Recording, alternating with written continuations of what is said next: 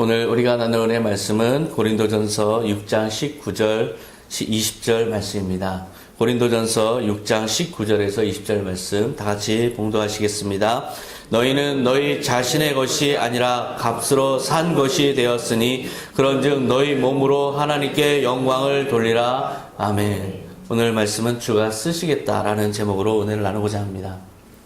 우리 현대인들은 다 자기 중심적이에요. 나는 나고 내 모든 것은 내가 원하는 대로, 내가 내키는 대로 그냥 하면 된다, 이렇게 생각을 하는데요. 오늘 본문의 말씀은 전혀 그렇지가 않습니다. 너희는 너희 자신이 아니다. 너희 자신의 것이 아니다. 너희 자신의 소유물이 아니다. 값으로 산 것이 되었다. 예수님의 보혈로 값으로 그렇게 산 우리들입니다. 그래서 그런즉 너희 몸으로 하나님께 영광을 돌려라. 이것은 우리 삶의 본분이 무엇인지를 정확하게 규정하는 말씀입니다. 우리는 하나님의 소유이고 하나님의 소유된 백성으로서 하나님께 영광을 돌리는 것이 우리의 본분이라는 것을 정확하게 규정하고 있습니다.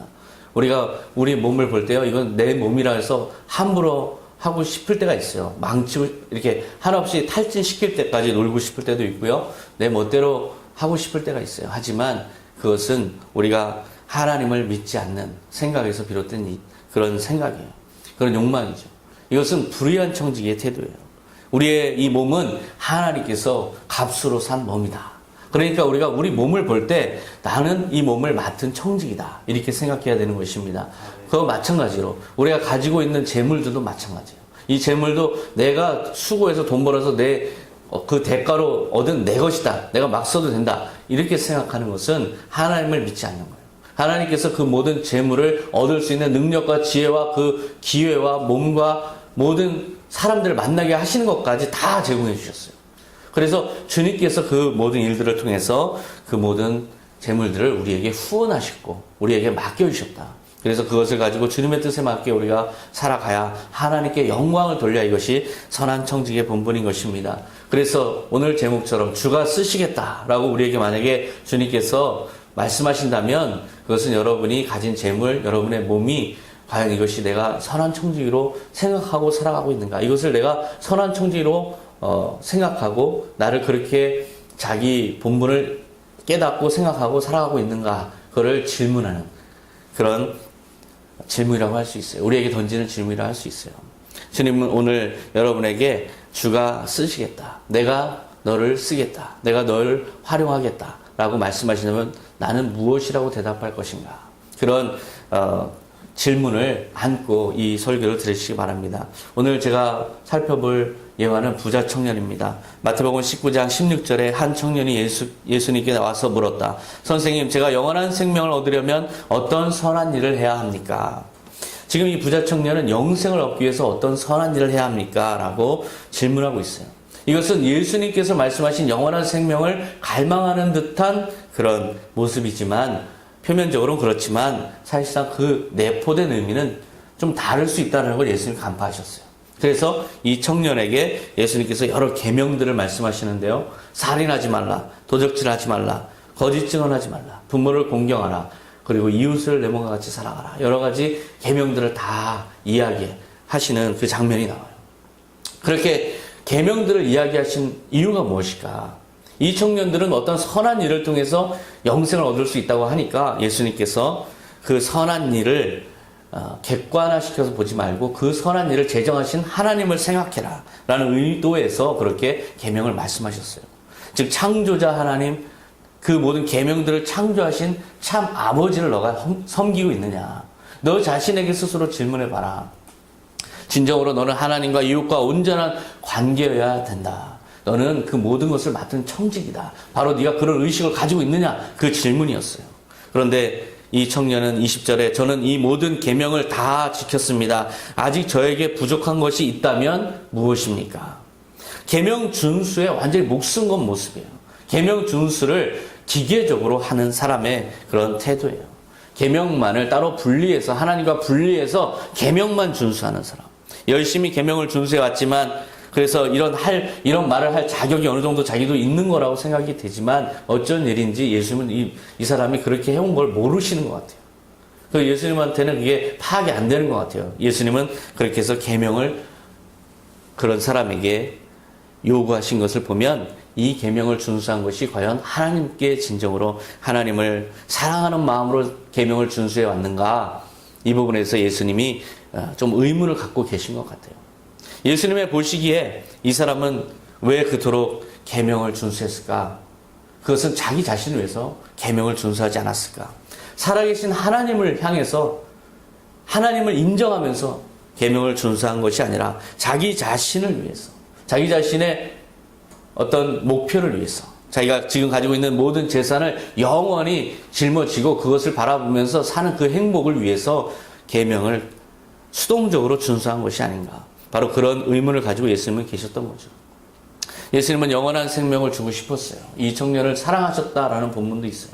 참 계명 그렇게 준수하면서 어떻게 그렇게 하나님께 잘해보려고 했던 그 의도는 인정하셨어요. 하지만 그 가는 길이 막혀 있다는 것이죠. 그 하나님을 향한 이 사람의 노력의 길이 막혀 있어요. 그것이 재물로 막혀 있어요. 그 장벽은 바로 그 재물 자체라는 것입니다.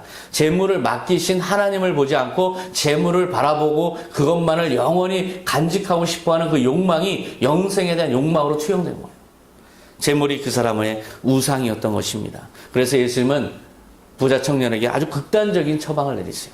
이 성경에 어디에도 이런 극단적인 처방을 내리신 적이 없어요. 그런데 마태복음 19장 21절에 내가 완전한 사람이 되려면 가서 내 재산을 다 팔아서 가난한 사람들에게 주어라. 그러면 내가 하늘에서 보물을 얻을 것이다. 그리고 와서 나를 따라라. 가장 극단적인 처방을 내리셨어요. 삭개오한테도 이렇게 하지 않으셨어요. 삭개오는 스스로 자기가 재산의 절반을 자기가 토색한 일이 있으면 갖겠나이다 했지만 이 부자 청년에게는 이 모든 재물을 다 팔아서 가난한 자들에게 다 나눠주고 와라. 이건 완전히 극단적인 처방이에요. 이 하나님께서 재물이 필요해서 지금 말씀하신 게 아니에요. 그것을 그렇게 해야 뭔가 하나님을 너가 만날 수 있고 하나님을 진정으로 경배할 수 있고 하나님의 인정을 받을 수 있다라고 해서 한 것도 아니에요. 즉 장벽을 제거하라 이거죠. 너가 지금 하나님께 나아가고 있는데 그것을 가로막고 있는 재물이라는 거대한 장벽을 제거하고 하나님께 나아가라는 거예요. 이 재물을 다 팔았다 해도 하나님께 진정으로 나아가지 않으면 소용없는 일이죠. 결국 재물 자체가 중요한 것이 아니라 예수의 말씀의 포커스는 바로 너의 모든 마음을 하나님께로 향하는 마음을 가로막고 있는 너의 그 우상을 제거하고 하나님께 와야 된다. 바로 그 말씀하신 겁니다. 이 청년은 어떤 반응이었을까요? 22절에 보면 그러나 그 청년은 재산이 많음으로 이 말씀을 듣고 근심하며 가버렸다. 부자 청년이 바라던 것이 무엇이었는가? 그 실체가 드러나는 바로 그 순간입니다. 재물을 영원히 소유하고 싶은 욕망, 이것이 바로 이 부자 청년의 영생의 욕망으로 투영됐던 욕망이에요. 재물 없이는 하나님도 필요 없어요. 재물 없이는 영생도 필요 없어요. 이 부자 청년에게 재물이라는 건 자기의 영생이고 자기 자신이고 모든 것이 이 재물이 하나님이에요. 근데 재물을 제거하고 오라 하니까 당연히 근심하며 갈 수밖에 없는 거죠. 바로 부자 청년은 영생을 갈망하고 있던 것이 아니었다는 것입니다. 영생을 갈망한다고 느꼈을 뿐이죠. 그 재물을 통해서 자기가 영생하기를 원했을 뿐 예수님이 원하는 예수님께서 제시하신 영원한 생명, 하나님의 나라를 갈망해서 나온 게 아니에요. 예수님이 이 부자 청년에게 다 팔아서 가난한 자들에게 나눠주라 하면 이 사람은 거지가 돼요. 예수님이 지금 거지가 되라고 한 이야기예요. 예수님이 거지가 되라고 하신 이야기 아니에요. 예수님 거지가 되길 바라지 않으세요. 지금 예수님이 바라시는 것은 재물이 가로막고 있고 재물을 우상하고 있는 그 마음을 회개하고 내려놓고 진정으로 예수님께 나오라는 거예요. 그 재물을 가지고 좋은 일을 한다는 것은 그것은 재물을 내 것으로 보는 게 아니라 이 재물을 통해서 하나님께 영광을 돌리는 그 마음이기 때문에 이웃에게 나눠주라는 거죠. 진정으로 원하시는 것은 바로 온전하고 순전한 마음으로 하나님께 나오라는 그런 요구였어요. 근데 이 청년은 예수님의 말씀조차 또 다른 지켜야 될 계명으로 여겼던 거죠. 그런 이 무지막지한 계명은 도저히 지킬 수가 없구나. 그 순간에도 하나님을 바라보려고 하지 않아요. 결국은 그는 돌아갈 수밖에 없었습니다. 예수님께서 만약에 이 부자 청년이 주었다 그러면 어떻게 됐을까요? 예수님의 또 다른 약속 아시죠? 곧 주라 그리하면 후히 되어 누르고 흔들어 넘치도록 하여 너에게 안겨주리라. 너가 그만큼 작은 것에 충성했느냐? 그렇다면 더 많은 것으로 맡기겠다. 바로 예수님의 그 약속이 기다리고 있어요. 그런데 이 청년은 자기의 재물이 자기 것이라고 생각했기 때문에 이것을 할 수가 없는 것이죠. 이것은 하나님께서 주신 것이 아니라 내 것이다. 나다. 재물이고 나다. 그리고 나는 이것이 영원하기 원해. 그렇기 때문에 이 재물과 나는 영원하기 원하는 그것이 바로 자기에게는 영생이다. 바로 그런 의식을 가지고 나왔어요. 우리에게 선한 청지 의식이 필요한데요. 그것은 무엇일까? 우리가 지금 눈앞에 보고 있는 그 재물을 나의 것으로 보지 않는 것. 이것이 가장 중요한 선한 청지 의식입니다. 내가 지금 이익을 추구하고 있고 그 이익 자체만을 추구하고 있다면 그것은 한계에 봉착할 수밖에 없어요. 결국 하나님을 선택해야 되는가 이익을 선택해야 되는가 이 갈림길에서 부자 청년처럼 고민할 수밖에 없어요. 이 모든 물질을 추구하는 것이 결국은 하나님께 영광을 돌리기 위한 것이다 하면 주라 곧 그 후이되어 누르고 흔들어 넘치도록 하여 너에게 안겨주리라 하신 그 하나님의 놀라운 축복을 하늘과 땅에서 다 받아 누릴 수 있는데 그것을 모르는 거죠. 전혀 하나님을 모르고 살아가는 그런 인간의 모습입니다.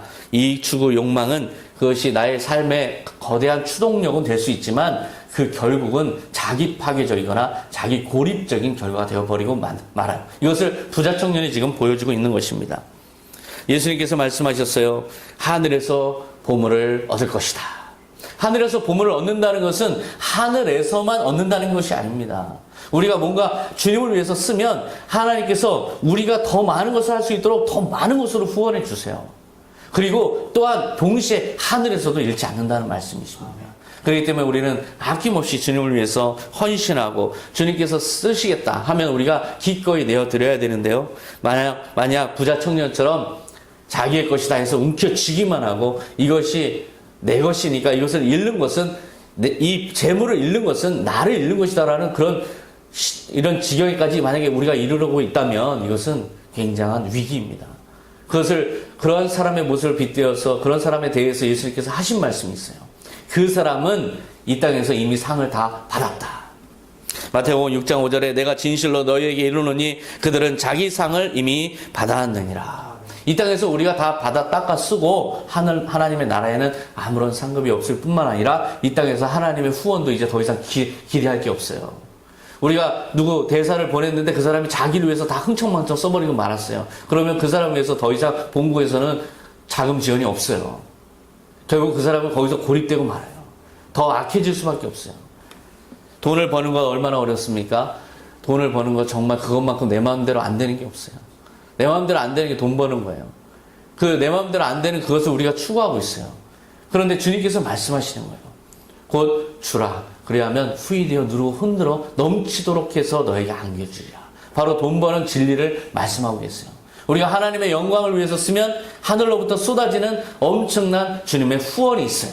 그것을 받아서 우리가 또 주님의 영광을 위해서 쓰면 더 큰 것으로 축복을 받는 거예요. 저는 우리 하연회 연세대 대학원 신호회인 하연회에서 그런 크리스찬 경제인들을 만나요. 정말 놀랍게 하나님의 돈벼락이 쏟아지는 거 이게 보여요. 근데 그분의 삶은 자기를 위한 삶이 아니에요. 온전히 주님의 영광을 위해서 많은 사람들에게 베푸는 삶, 나눠주는 삶. 우리 교회도 이렇게 헌신하시고 많은 사람들에게 보이지 않는 수많은 사람들에게 나눠주는 삶. 그런데요, 하나님이 그 기업에 더 넘치도록 쏟아부어 주세요. 바로 그것이 선한 청지기의 경영자, 선한 청지기 기업가의 모델입니다. 우리가 물질에 집착하기보다는 하나님께서 맡기시는 사명에 그래서 초점을 맞춰야 돼요. 모든 물질의 주인 누구세요? 하나님이세요. 우리가 물질 그 자체에만 집착을 한다면 부자 청년처럼 청지기됨을 망각하게 돼요. 그리고 하나님의 뜻을 결국 거스르는 삶을 될 수밖에 없는 삶을 살게 되는 것입니다. 예수님께서 베다니 나병 환자 시몬의 집에 계실 때 마리아가 나왔어요. 예수님을 진심으로 사랑하는 마리아가 예수님의 설교를 듣다가 예수님의 말씀을 듣다가 자기가 가장 아끼던 그 나도 향유, 순전한 나도 향유를 깨뜨렸어요. 그리고 예수님에게 부었어요. 마가복음 14장 3절에 예수께서 베다니 나병 환자 시몬의 집에서 식사하실 때 한 여자가 매우 값진 향유 곧 순전한 나드 한 옥합을 가지고 와서 그 옥합을 깨뜨려 예수의 머리에 부으니 이 나도 향유 한 옥합이면 이 엄청난 가치가 있는 거예요. 이게 그냥 향수가 아니에요. 그냥 향유가 아니에요. 300데나리온에 달하는 향유예요. 한 데나리온은 노동자 하루 품삯이에요. 일당을 치면 우리가 하루 일당이 요새 10만 원이잖아요. 10만 원에 해당하는. 그런데 300데나리온에 달하는 가치가 있는 그 향유입니다. 그거를 깨뜨렸어요. 그것을 예수님에게 부었어요. 이 가난한 한 여인이 자기의 이 귀한 향유를 다 부었다는 것은 사실상 자기가 가진 전부를 예수님에게 드린 거죠. 마리아는 왜 이렇게 했을까? 마리아는 예수님이 하나님의 어린 양 되시며 인류의 죄를 다 짊어지시고 십자가에 달리실 날이 곧 다가왔다 하시는 설교를 들었어요. 이 하나님의 어린 양이 십자가에 달릴 걸 생각하니까, 이 메시아가 하나님의 어린 양이 이 인류의 죄를 용서하실 사역을 감당하실 것을 생각하니까 자기 자신이 너무나 큰 감동이고 자기의 모든 영원한 운명이 바뀐 것에 확신이 들었어요. 그래서 예수님께 뭔가 감사하고 뭔가 이 사역에, 예수님의 이 사역에 뭐라도 작은 것이라도 자기가 할 수 있는 게 무엇일까 자기 스스로 질문했겠죠. 그랬을 때 그 마음속에 음성이 들리는 거예요. 너가 가장 아끼는 그것을 주가 쓰시겠다. 그 음성을 들었을 때 그는 박수를 치면서, 그렇습니다. 주님, 이 때를 위해서 제가 이것을 준비했군요. 아낌없이 다 깨뜨려서 주님께 하나도 남김없이 부어드린 것입니다. 이 여인은 아까워서 했을까요? 너무나 넘치는 감격에 했던 것이죠. 바로 주님은 그렇게 우리가 내어놓는 걸 원하세요. 우리가 너무나 주님이 쓰시겠다 할 때 기뻐서, 감격해서, 주님께서 원하시기 때문에 주님을 흡족하게 한다, 주님을 기쁘게 한다. 이거 얼마나 위대한 일입니까? 피조물이 하나님을 영광스럽게 하는 일, 거기에 우리가 헌신해야 되는데, 바로 이 여인이 바로 그런 모습을 보였어요. 주가 쓰시겠다는 말씀에 자기의 모든 것을 다 바쳐서 주님의 죽음을 예비한 이 행위, 이것이 바로 선한 청지기의 의식을 보여주는 행위입니다. 부자 청년과는 완전히 다른 그런 모습이죠. 이때 제자들, 특히 가룟 유다는 이상스럽게 격분했어요. 마가복음 14장 4절에 어떤 사람들이 화를 내어 서로 말하되 어찌하여 이 향유를 허비하는가? 이 향유를 300데나리온 이상에 팔아 가난한 자들에게 줄 수 있었겠도다 하며 그 여자를 책망하는지라. 가룟 유다는 예수님의 이 제자단의 회계를 맡은 사람이었어요. 전대를 차고 돈을 수금하고, 그러면서 자기의 필요에 의해서 조금씩 착복도 하고 그랬겠죠. 그런데 이 300데나리온이나 되는 이 엄청난 돈이 들어올 수 있는 기회를 날린 거예요. 이 사람은 자기 걸 잃었다고 생각하는 거죠. 그래서 왜 허비하는가? 이 반응이에요. 왜 허비하는가? 왜 쓸데없이 낭비했냐?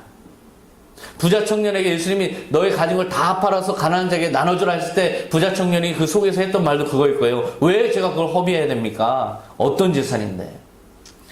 이것을 허비의 개념으로 받아들인 것입니다. 그러면 이러한 귀한 일에도 화를 내게 돼 있어요. 하나님의 뜻에도 화를 내게 돼 있어요.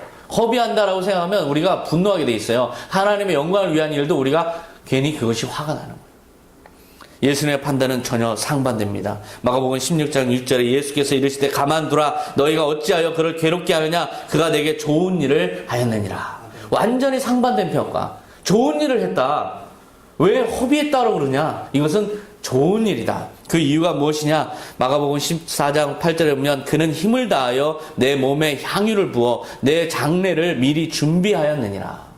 내가 진실로 너에게 이르노니 온 천하에 어디서든지 복음이 전파되는 곳에는 이 여자가 행한 일도 말하여 그를 기억하리라 하시니라. 예수님께서 이제 십자가에 돌아가시고 장례를 치르셔야 되는데 그것을 예비한 이 여인의 이 행위는 하나님께서 맡기신 직무였고, 이것을 이 여인은 자기 모든 것을 다 들여서 온전하게 행했다. 즉 선한 청지기로서 행했는데 이것을 왜 질책하느냐? 이것에 대해서 오히려 나는 상을 주노라. 그 상이 어떤 상이에요? 영원히 이 여자가 행한 모든 일에 대해서 복음이 전해지는 곳마다 이 여자가 행한 일을 기억하라, 기념하라, 말하라. 이 여자의 행위를 말하라, 증거하라. 예수님께서 이 이야기를 하셨으면 예수님도 이것을 영원히 기억하겠다는 약속이에요. 나도 기억하겠다. 너희들도 말하라. 엄청난 상급이죠. 그 향유가 그 여인에게 인생에 얼마나 큰 번영을 갖다 주겠어요. 우리가 가진 재물도 마찬가지고 우리가 지금 가지고 있는 것들이 얼마나 우리를 영광스럽게 하겠어요. 얼마나 많은 쾌락을 주겠어요. 사실 먹고 사는 게 다잖아요. 그냥 먹고 사는 것 다잖아요, 그게. 하지만 주님께서 우리에게 주가 쓰시겠다 했을 때 우리가 내놓는 작은 것은 아무것도 아닌 것 같지만 이것이 영혼을 구원하고 이것이 하나님께 영광이 되고 많은 하나님의 뜻을 이루어드려요. 그러면 이것을 하나님께서 갚아주신다. 영원히 갚아주신다.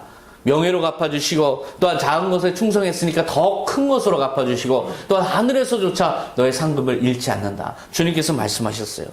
이것이 어찌하여 허비입니까? 여러분 스스로 한번 생각해 보세요. 나는 지금 주님을 위해서 허비한다고 생각하는가?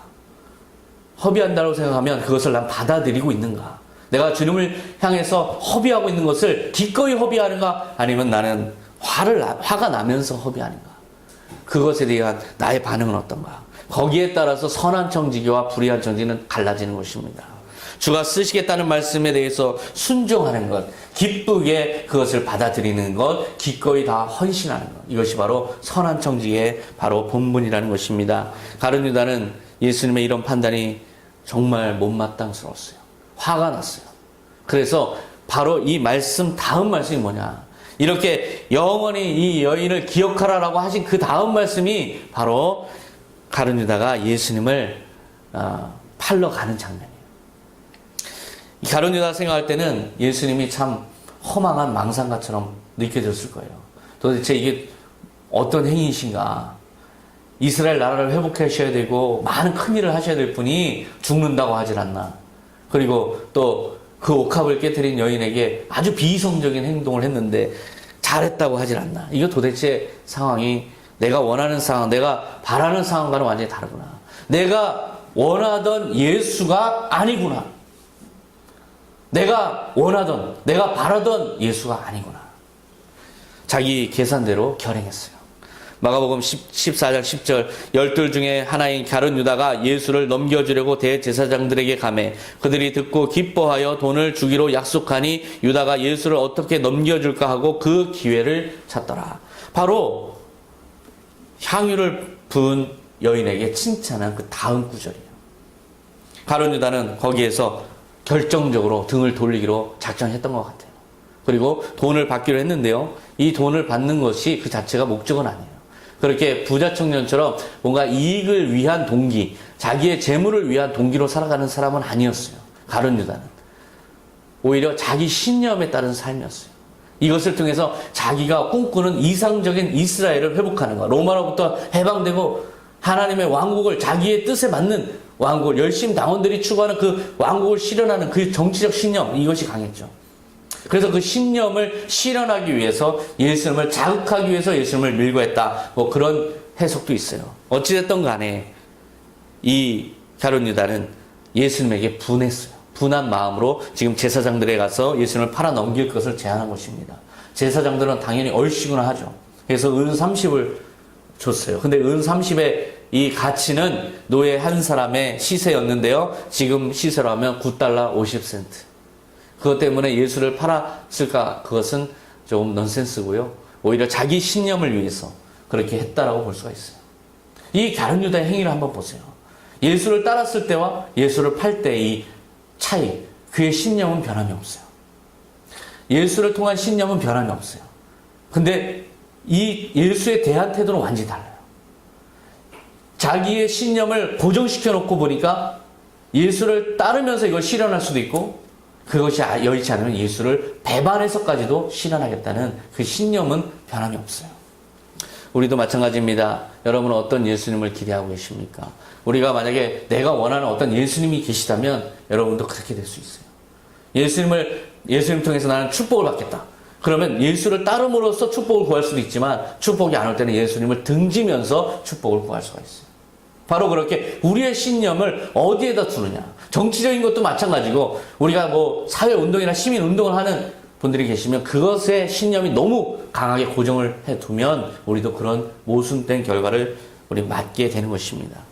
가룟 유다는 그렇게 자기 신념이 너무나 확고하다 보니까 신념에 따라서 살다 보니까 예수를 따름으로써 예수를 배반함으로써 모두 그 신념을 성취하겠다는 그런 자세를 갖게 됐던 것입니다.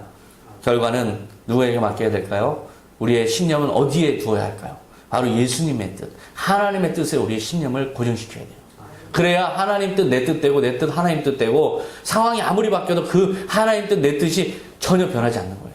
만약에 내가 어떤 원하는 뜻에다 강하게 두면 우리 태도가 완전히 모순된 상황으로 바뀔 수 있습니다. 향유를 부은 마리아처럼 주님의 영광을 위해서라면 자기의 모든 것을 내어놓고 그것이 주님의 뜻과 일치되도록 헌신하고 기꺼이 드릴 수 있는 삶, 이것이 바로 주님께서 원하시는 선한 정직의 삶인 것입니다. 그래서 세례 요한의 고백을 우리는 주목해야 됩니다. 요한복음 3장 30절, 그는 흥하여야 하겠고 나는 쇠하여야 하리라. 헬라어 원문에는 이렇게 나와요.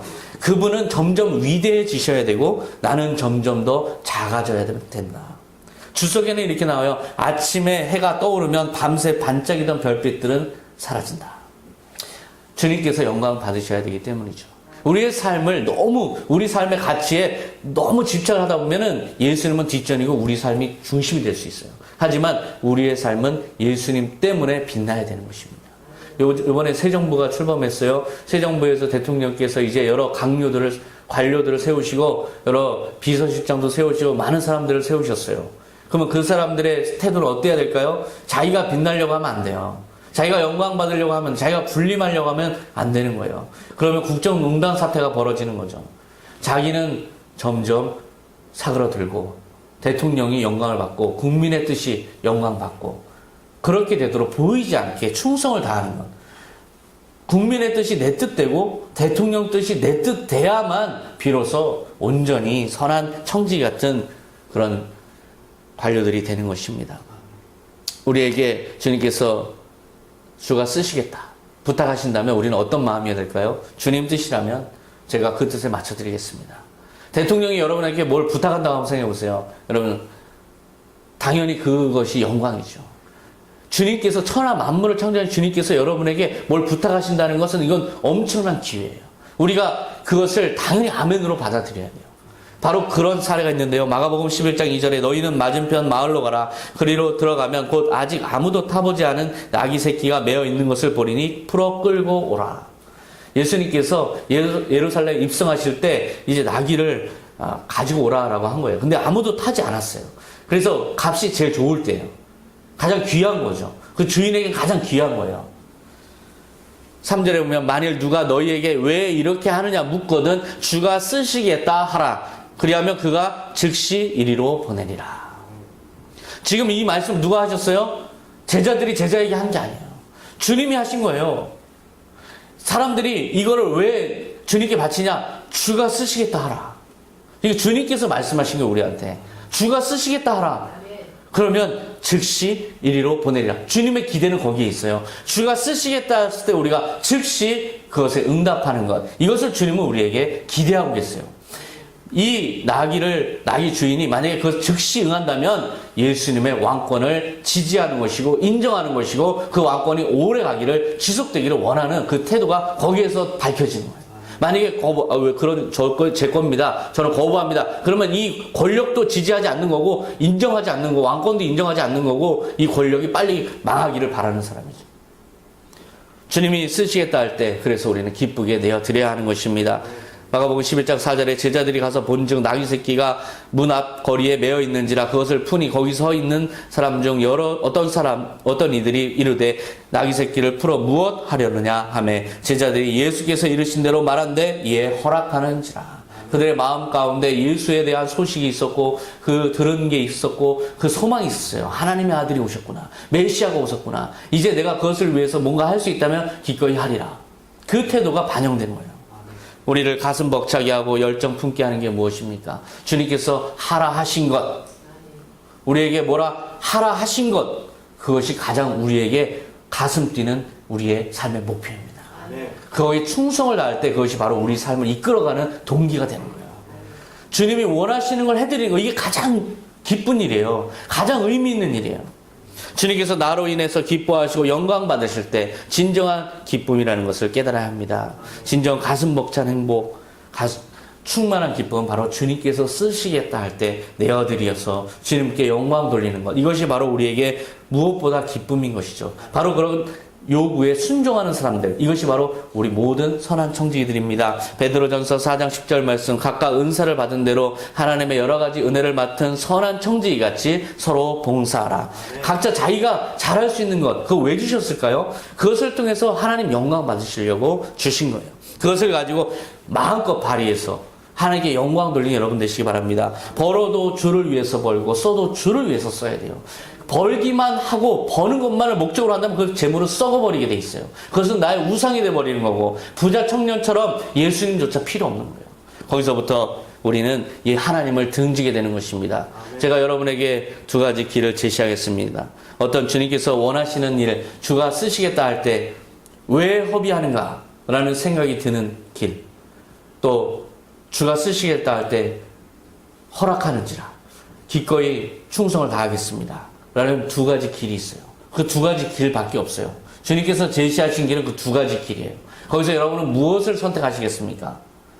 지금은 여러분들은 각자 나름대로 자기의 계산, 자기의 상황에 맞는 생각을 하실 거예요. 근데 주님께서 한마디 더 덧붙였어요. 너가 무엇을 선택하든지 너의 행위를 영원히 기억하리라. 그렇다면 무엇을 선택하시겠습니까? 주님께서는 여러분에게 내가 영원히 기억하겠다. 너가 행한 대로 갚아주리라. 주님께서 말씀하셨어요. 우리의 선택할 길은 바로 거기에 있어요. 상급. 주님께서 우리에게 약속하신 그 상급이 우리 모든 행위 결정의 이 근거가 되는 거예요. 기준이 되는 거예요. 주님께서 여러분이 어떤 선택을 하시든지 그것을 영원히 기억하신다고 하십니다. 우리가 왜 허비하는가? 이것을 주님께서 기억하신다면 이건 끔찍한 일이죠. 주가 쓰시겠다 하실 때 내놓을 수 있기 위해서 최선을 다해 버시기 바랍니다. 그리고 또한 그것을 가지고 주님을 영광을 위해서 사용할 줄 아시는 다 선한 청지기들 되시기 바랍니다. 기도하겠습니다. 하나님 아버지 감사합니다. 우리는 날마다 물질의 시험 가운데 있습니다. 주님, 돈 벌기가 너무나 어렵습니다. 주님, 왜 이렇게 어려운가 생각해 보면 내 능력과 내 지식과 내 경쟁력과 내 모든 재능이 부족해서라고 생각이 듭니다. 그러나 그 원인은 거기에 있지 않습니다. 주님, 내가 주님을 위해서 작은 것에 충성했는가? 그래서 주님께서 큰 것으로 맡길 수 있는 그런 그릇인가? 내 자신을 주님 돌아보게 하여 주시옵소서. 내 그릇이 깨진 그릇이 아닌가?